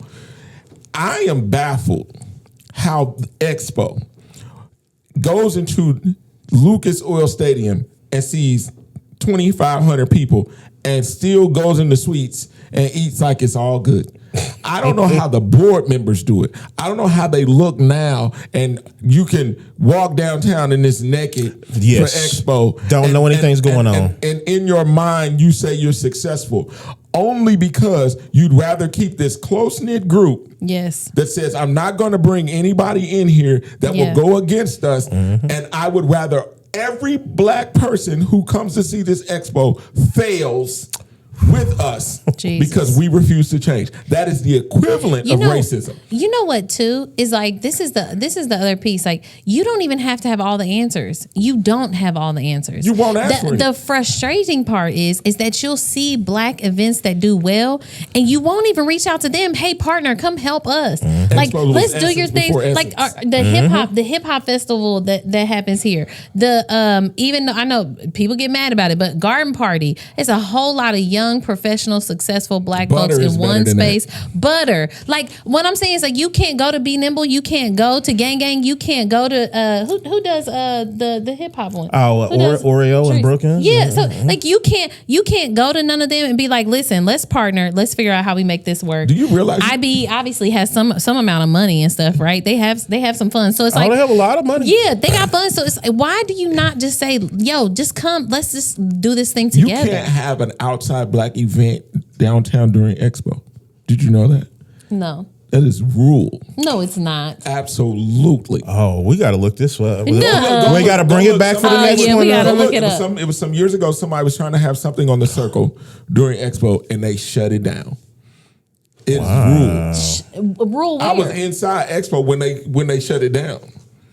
You cannot have another black shut down the event or shut down Expo. That's not a black event. Kevin Hart is over that, but you can't have another black event downtown Indianapolis. Okay, we need to bring that back. That's a whole other conversation. We'll figure that out and come back. Yeah, we'll figure that out and come back. That's a gatekeeping conversation. I mean, collaborate. I'm not going to give my intellectual property, but collaborate though. Yeah, it could. It could. Collaborate. They've been headquartered over here at the old Crossroads Church over there next to Ramsburg. They have no involvement with us. Listen, they have no involvement. And that's a huge facility. You gave away historic property on Meridian. Like now, I look at that building with the pillars and all that. It's beautiful now, but then when they had it, it looked like Sanford and Son. So all of a sudden, it's like the leadership is bad because you don't have the know-with-all to run a good business. That's it. Well, where are you? Are you in the community? Where are they in the community? I mean, to have a facility that big, it was a college. Yeah. And when was the last time you heard of a black community event being there? When was the last time they had an open house for us? When was the last time you ever seen any of your friends there? I met them by accident. I met whoever was over it by accident at a Warren Township was doing strategic planning. It was like a 5-year strategic plan. And this has been probably like 4 or 5 years ago. And they let me know they just got over there and they're going to have a studio in there and they're going to have all this. I'm like, oh my God, like that's great. Like come to our Far East Side Community Council meeting, tell the community about it, like get plugged in, let's look. Nothing since then. How I got in there was because a white man took me in there. Like I have white friends and he's the one that took me in there because it certainly wasn't going to be Black Expo. Yeah, it's in the FAR. It's in the FAR. I went in there to talk to them about innovative or creative ideas that I've had, and I will never give them to them for free because they wanted me to put them on paper, and I refused to put them on paper. Yeah, no, you can't put them on paper. But when it's all said and done, it's like what I told them is that they, based on what I have put together, they will be again the biggest black event in the country if they did it, and it's simple work. But they don't want that. Listen, I'll tell you one now. One of the things that I've been wanting to do for a group, and I'll probably do it through Power to the Polls and through some more serious folks, is can you imagine being able to actually do like a real black folks, like a politics, like you know how Andre Carson does a hip hop and politics panel in DC for ACL weekend. It's like with the CBC, the Congressional Black Caucus. Can you imagine bringing something like that here? Expo weekend, bring Killer Mike to come talk about politics, why it's important to vote, all of those kind. Can you imagine doing something like that's a gimme? That is a gimme. I could imagine it. That's something. Believe it would Power happen. to the Polls is gonna do it. Let me tell you, Power to the Polls is gonna do it, and y'all heard it here first. We gonna figure it out. Here's the challenge, my sister. Killer Mike is black. Yeah, he's blacker than most of our black politicians. That's a fact. So. Yeah, I mean, they can't take me. They can't take him. I'm saying, no, I'm saying, at the end of the day, they're gonna be like, "Why did you bring this wild man to Indianapolis?" The last time they were doing that was when Reverend Williams was alive. When he told, and he would bring controversial black people, and he would tell them white folks, Muhammad here. Yeah, and he would tell them white folks that you just gonna have to deal with it. Do you think that they would bring Khalid Muhammad here if he were like, not at all? And Tupac was here at the same time. Exactly. Yep. Khalid Muhammad and Tupac Shakur were here at the same time. Sister Soldier, and that was a big controversy. Exactly. And he got up there on the TV and basically he was tactful about it, but he was like, "We're gonna do it anyway. Yeah, we're gonna do it anyway. You just have to deal with it." It's our expo, and I think that's the biggest thing. It doesn't feel like that. No, it doesn't feel like that anymore. Summer celebration. It's I remember that too. It's and it's just a bunch of booths. Like that's it. There's no people talking about, I'm gonna go to the concert. I'm like, okay, cool, all right. But now you gotta pay. You don't enjoy it. Now you gotta pay to go to the concert. I wouldn't even care if it was somebody who I actually wanted to see. I wouldn't even care. That's the other thing too. They're not accommodating for the changing of like guard. Like they're not making there's only pain. so long. Yeah, there's only so long that you can keep people that now I know who Stephanie Mills is, but there's a whole lot of folks who don't. They're bringing the same people. You're gonna have to start tapping into new money. Is my point. That they were bringing when I was 18 or 19 years old, going down to the free concert. Yeah, like you trying. And they were old school acts then. They should be trying, and that's what I'm saying. You should be transitioning to who would be old school acts. Like the nostalgic acts for millennials now are the Drew Hills, the Jagged Edge. You know what I mean? You're going to have to start tapping in a different way. Like when the Millennium Tour came through and y'all didn't think, like we all bought tickets, especially to the first Millennium Tour because it was just a nostalgia thing. We didn't care about Bobby Valentino or nothing like that. He's just a nostalgia thing. And it's like the fact that they looked at that be successful, especially that first run, right? And didn't even think we should piece something together like that. Like that come on. I'll say this in the amp, there are more DJs than Kid Capri. Boy. I'll leave it alone. Let's move on. Okay. Oh, this is one of the ones. It's not a good thing. Sorry, it's not a good thing. But so Indiana made national news. Not for a good thing. It was due to Senator Greg Taylor and David Nez-godski. Nez-godski. Their sexual harassment allegations. So they did a national report on sexual harassment in state government, and Indiana was the only state that needed a whole page to cover this. And it's because our sitting Senator Taylor has That's my senator. Your senator has 6. I spell senator with an I. 1, 2, 3. It's a lot of sinning. Senator has 6 sexual harassment allegations that have been reported through the Indy Star. I will. The mark of the wild beast right there. Oh my God. Okay, the mark of the wild beast. Yeah, the mark of the wild beast. My goodness. My goodness.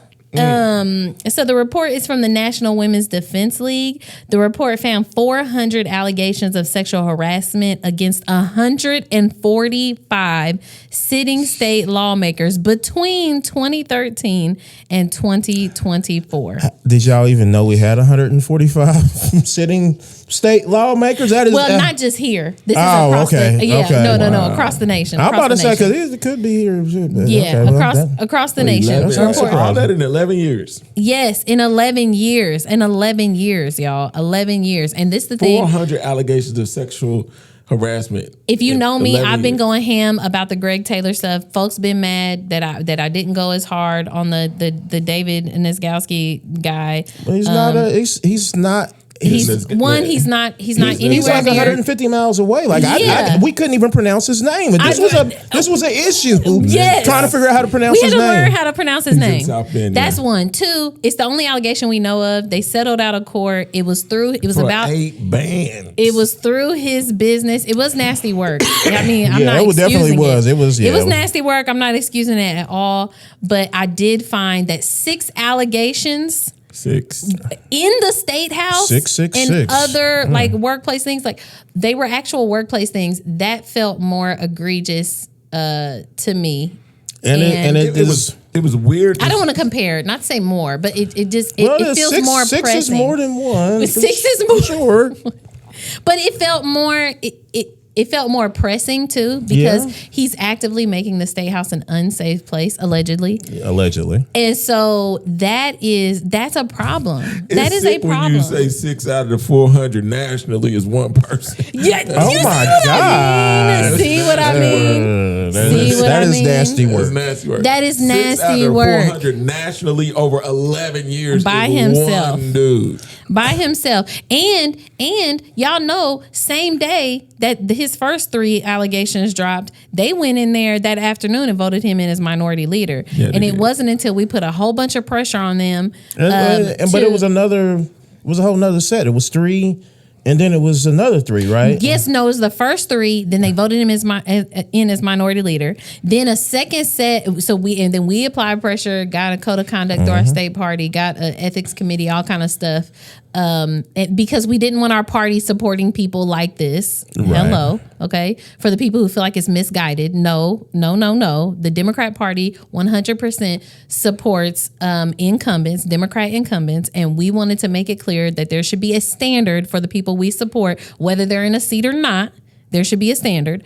So that's what that was about. And then when the second set of allegations came out, we applied more pressure. And we actually asked Greg Taylor to step down from his seat, period. Yeah. Not from his minority leader seat, from his actual seat. That's a bandwagon I'm still on. I'm still going to hold to that. I think these places need to be safe for all people, but especially for women who often end up on the short end of the stick with issues like this.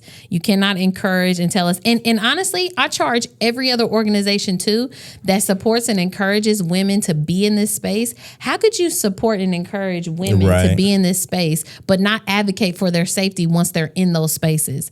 That's unacceptable. I seen some comments from our current state party leader. We'll talk about that in a second. Talion talking about, she was a part of like a new process they created and all this stuff for the Senate. It's yet to be effective. It has yet to be effective. We need actual comprehensive reporting standards. We need real third-party accountability where they actually come in and they really investigate these things because the Indy Star was able to find victims and 2 people, each of them, to corroborate these stories. So they're having 18 people at least, confirming 6 different stories of his sexual harassment allegations. This is insane. He should not be able to continue in this seat. I stand on that. I put my hat on that, and I don't care who that makes that. I don't care who gets mad about that. If this is where we're at, this is what we have to deal with. Absolutely not. Okay, absolutely not. And his district, by the way, I'm just going to throw it out there, is securely Democrat.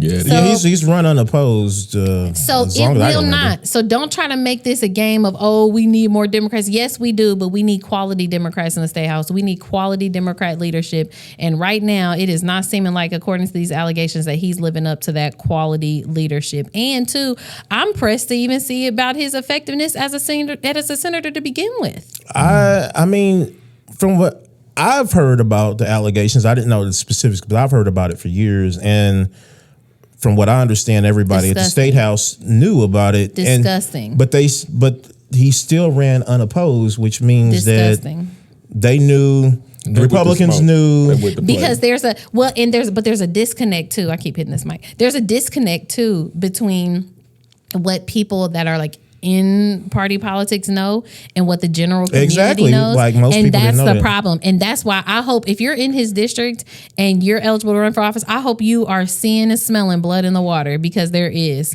You need to get out there. These people need to know that these kind of issues are happening. These kind of allegations exist, and that they deserve and can have better leadership if they voted in. They can have it.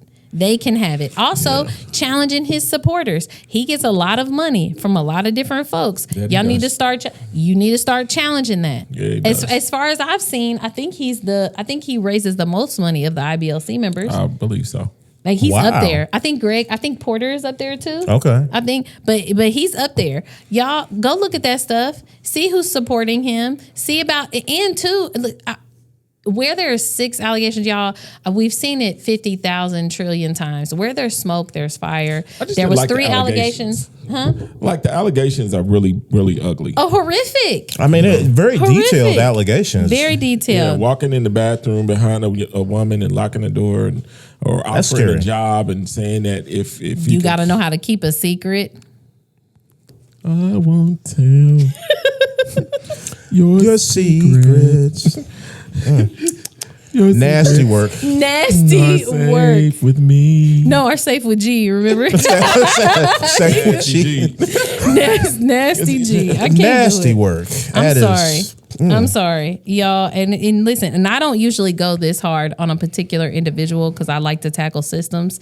But this, I mean, very clearly, allegedly, he's a predator, and it makes the women in our state house unsafe, and I don't stand for it. I can't stand for that. So I hope that y'all will take this information and use it. If you're in his district, if you live anywhere near Wild Style, you're probably in his district. And y'all should do something about it. Press him about it. Make him actually because this is the other thing too. When they first came out in that first article, he admitted to them. FYI. He did. He admitted to them of it being inappropriate or maybe crossing the line for the first 3. Yes, for the first 3. And then magically when the second 3 popped up, he says, "Oh no, that was a statement from his PR firm that he's still working with." FYI. And then they asked him if he wanted to retract it, in which he said, well, he wasn't really willing to go do that, and it was just like, well, what are you doing here? It's all BS. Like y'all. He admitted for the first 3 and then act like the other 3 didn't happen. It's all BS. And if I'm being totally honest, the best I can do, because I do love our black men, I'll give you really good advice. Step down now before you lose more than just a seat. Because that's the problem. That's really the problem at this point, is because this is the thing. If you have faulty character in the state house or in these places that are known for leaders to meet up or whatever, I'm sure you have faulty character in other places too. So this is the thing. Make sure cut your losses. Cut your losses. You know what I mean? Cut off your foot to save the rest of your body, because it can only get worse from here. It can only get worse from here, and that's the unfortunate part. And it disgusts me. Anybody who's not willing, and it really stuck out to me. Obviously, people like Greg, Wild Style, Wes with the Marion County Young Dems. But there was only a handful of men that were actually willing to say anything publicly about this stuff. And I found that so incredibly disgusting. So incredibly disgusting. Yeah, it's unfortunate. Because we have to be able to stand on business when it comes to this stuff. Do y'all know how, and I just want to make this point and then I'm going to leave it alone. Do y'all know how hard it is to get 3 people on one accord? I had to work to get them here to come do this podcast, right? Yeah. And we love each other, okay? No, I was late the first time. And he was mad late the first time, right? Thought he was trying to bail on us.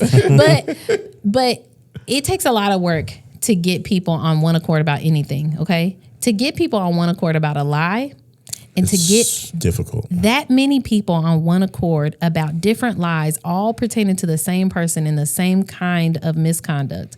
Y'all, it's incredibly, incredibly difficult. So I just wanted to point that out, because I don't feel like everybody always knows that. And I want you to know that when these kind of allegations come up, we should take them seriously. They should be seriously investigated, and that there should be consequences, or it will continue. It will continue if there is not real consequences. And I can tell you right now, from being in the state house multiple times since then, ain't no consequences. Right. Buddy is living his best life. Yeah. And I think that's insane because there's a lot of victims out here that aren't. And that's unfortunate. But yeah, I'm going to link that national report so you guys can read it for yourselves. It's horrendous. And I mean, come on, we have a chance to actually put our foot down and put a stop to at least one, right? Can we get 6 out of those 400 out of our state houses? That would be great. Out of state government. Okay. Last thing, because we intentionally went long this time, because we're doing it once a month. I'm trying to give y'all more time. It's going to be long, but I think y'all probably enjoy it.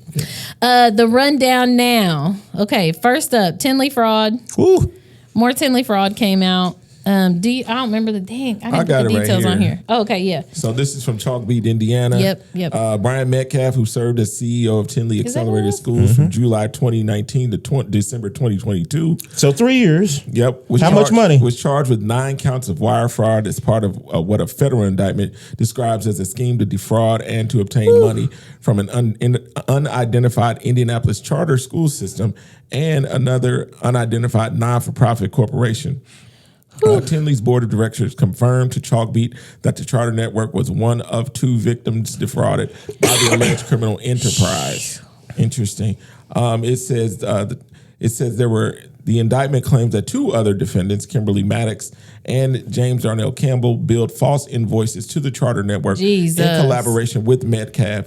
The 2 later sent money to Metcalf or made payments on his behalf. The indictment alleges included payments for credit card, car loan, and mortgage expenses, as well as payments to a casino that hosted his family reunion and a construction company that repaired his roof.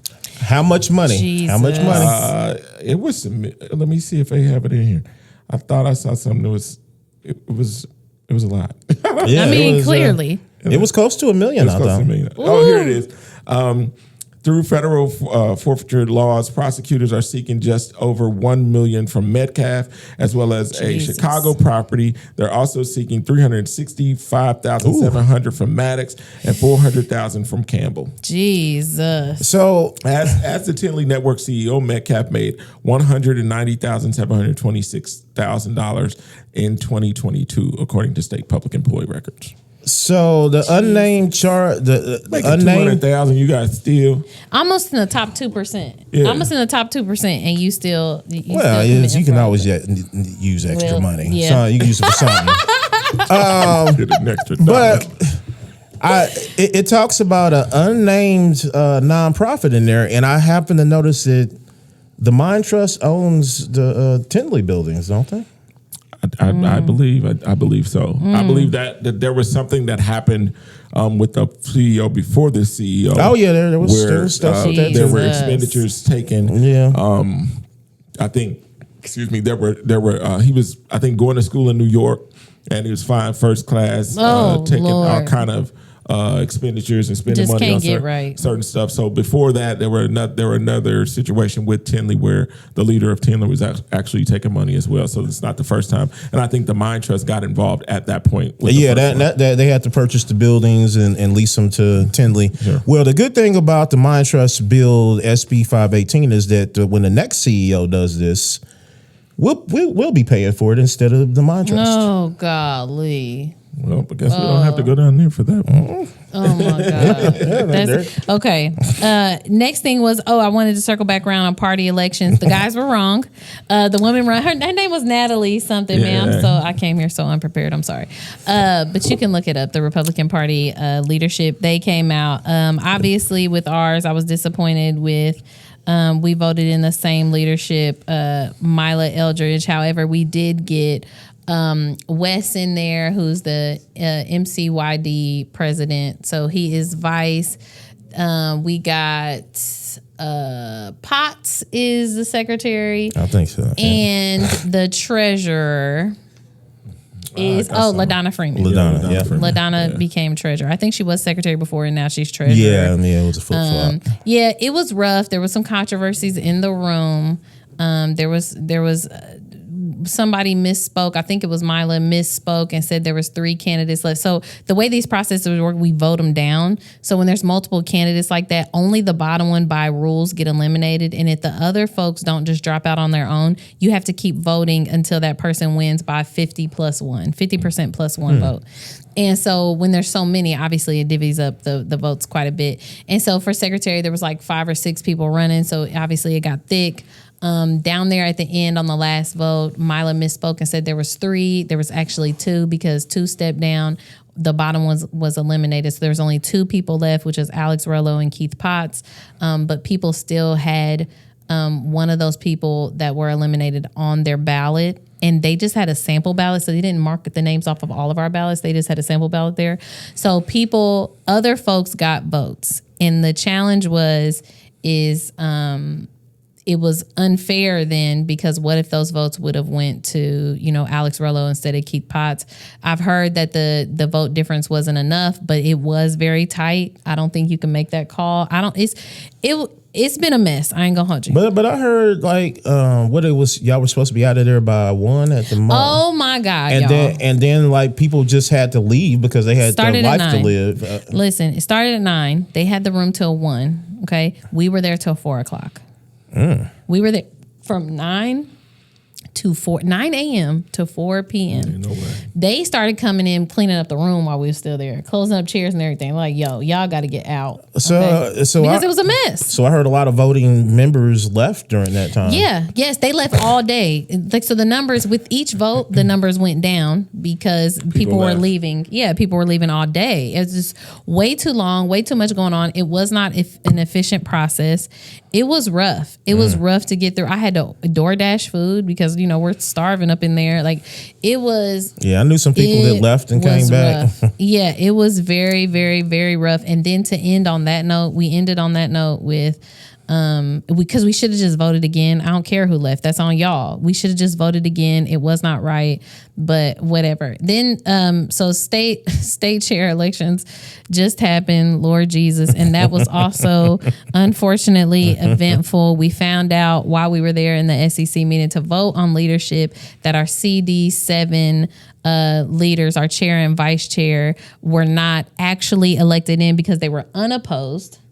They were unopposed, and it was said the new vice chair for Marion County said that he was told that they didn't have to have an election because they were unopposed. Who told him that? He said that Mila told him that the current chair, the current Marion County party chair, told him that. Huh? Reelected? She was reelected in, yes. And her first duty was to hold this election for for chair and vice chair of congressional. I said CD7, but that's Congressional District 7, which is Andre Carson's district. But she did not do that. She did not hold an election because they said they did not need an election because they were unopposed. And for those of you who are unaware, that is wild, right? You have seen plenty of times, I'm sure, ballots where somebody's name is there alone. Greg Taylor. Yes. It's on my every if somebody's unopposed, they're still on a ballot, you still go and vote for them. That is wild. I am not aware, somebody can correct me if I'm wrong. I am not aware of a party rule that would allow that. You still have the election and they still technically get voted in. I'm not sure what's going to eventually happen with that. In the moment though, they voted right then to either allow them to vote for party leadership or not.